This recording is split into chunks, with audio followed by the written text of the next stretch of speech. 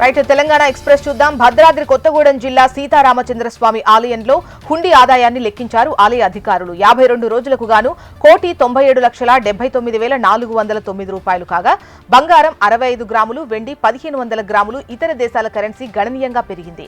వేసవి సెలవులు కావడంతో భక్తులు, పర్యాటకులు అధిక సంఖ్యలో స్వామివారి దర్శనం చేసుకుని స్వామివారికి మొక్కులు చెల్లించుకుని కానుకలు సమర్పించారు. దాదాపు 2 కోట్ల రూపాయలకు చేరువలో స్వామివారి హుండీ ఆదాయం పెరిగింది. ఇతర దేశాల కరెన్సీ అన్ని కలిపి 2 కోట్ల రూపాయల ఆదాయం వచ్చినట్లు ఆలయ అధికారులు తెలిపారు.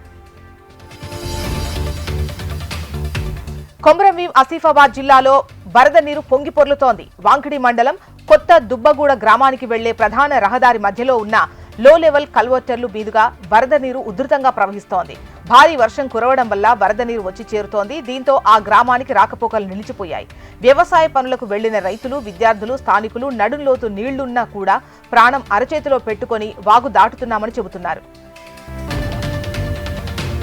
జగిత్యాల జిల్లా ధర్మపురి ఆలయంలో హుండీ ఆదాయాన్ని లెక్కించారు ఆలయ అధికారులు. లక్ష్మీ నృసింహస్వామి ఆలయంలో 98 రోజుల హుండీ ఆదాయాన్ని లెక్కించగా 98 రోజులకు గాను నగదు రూపంలో 71,53,190 రూపాయలకు తేలింది. 68 గ్రాముల మిశ్రమ బంగారం, వెండి 7 కేజీల 400 గ్రాములు, 32 విదేశీ కరెన్సీ నోట్లు వచ్చినట్లు ఆలయ అధికారి శ్రీనివాస్ తెలిపారు. ఈ హుండీ లెక్కింపు కార్యక్రమంలో ఆలయ అధికారులు, అర్చకులు, సిబ్బంది పాల్గొన్నారు. కొమరంభీం ఆసిఫాబాద్ జిల్లాలో రోడ్డుపై పశువులు తిరగకుండా చూసుకోవాలని ఎస్ఐ కమలాకర్ పశువుల యజమానులను హెచ్చరించారు. సిర్పూర్ టీ మండలంలో బస్టాప్, వ్యాపార సముదాయాల సెంటర్స్ లో పశువులను రోడ్లపై వదిలేయడం వల్ల ప్రజలకు, వాహనదారులకు ఇబ్బందులు కలుగుతున్నాయని, ప్రమాదాలు జరిగే అవకాశముందని ఆయన అన్నారు. యజమానులు తమ పశువులను నియంత్రణలో ఉంచుకోవాలని, లేని పక్షంలో చట్టపరమైన చర్యలు తప్పవని ఎస్ఐ కమలాకర్ స్పష్టం చేశారు. కరువుతో అల్లాడుతోన్న సమస్త ప్రాణులకు అమ్మవారు దేహం నుంచి అన్నపానీయాలు సమర్పించిందని, అప్పటి నుంచి ప్రతి సంవత్సరం ఆషాఢ శుద్ధ పౌర్ణమి రోజున అమ్మవారికి శాకాంబరి అలంకారం నిర్వహిస్తామని భద్రకాళి దేవాలయ అర్చకులు తెలిపారు. వరంగల్ నగరంలో భద్రకాళి అమ్మవారి శాకాంబరి నవరాత్రి మహోత్సవాలు ఘనంగా ప్రారంభమయ్యాయి.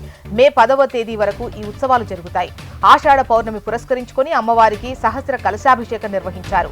శాకాంబరి ఉత్సవాల్లో అమ్మవారు పూర్తి శాకాంబరి రూపంలో భక్తులకు దర్శనమిస్తారని, ఉత్సవాల్లో అమ్మవారిని దర్శిస్తే కరువు కాటకాల నుంచి సమస్త జనులకు ఉపశమనం లభిస్తుందని ఆలయ అర్చకులు నాగరాజు తెలిపారు. ఎరువులు అక్రమంగా విక్రయిస్తున్నారని రైతులు ఆందోళన చేపట్టారు. కొమరంభీం ఆసిఫాబాద్ జిల్లాలో వ్యవసాయానికి సరిపడా ఎరువులు ప్రభుత్వం సరఫరా చేస్తున్నట్లు ప్రకటన చేస్తున్నప్పటికీ రైతులకు ఎరువులు లభ్యం కాకపోవడంతో ఆందోళన చెందుతున్నారు. ఈ క్రమంలో వాంకిడి మండలంలో రైతులు ఆందోళనకు దిగారు. అక్రమంగా ఎరువులను ప్రైవేటు వ్యాపారస్తులకు ఇస్తున్నారని బీజేపీ నాయకులు, రైతులు ఆగ్రహం వ్యక్తం చేస్తున్నారు. ఆకా ఫార్మర్ సెంటర్ దగ్గర ఒక యూరియా బస్తా 268 రూపాయలకు విక్రయించాల్సి ఉండగా 360 రూపాయలతో విక్రయిస్తున్నారని వ్యవసాయ శాఖ అధికారులు పట్టించుకోవడం లేదని ఆరోపిస్తున్నారు. మహబూబాబాద్ జిల్లా కేసముద్రం రోడ్డులో బీజేపీ ఆఫీస్ దగ్గర రోడ్డు ప్రమాదం జరిగింది. ఆటోను వెనక నుంచి ద్విచక్ర వాహనం ఢీకొట్టగా ఆటోలో ప్రయాణిస్తున్న ఒక వ్యక్తి అక్కడికక్కడే మృతి చెందాడు. ఆటో డ్రైవర్, ద్విచక్ర వాహనదారుడి పరిస్థితి విషమంగా ఉంది. క్షతగాత్రులను ఏరియా ఆసుపత్రికి తరలించారు.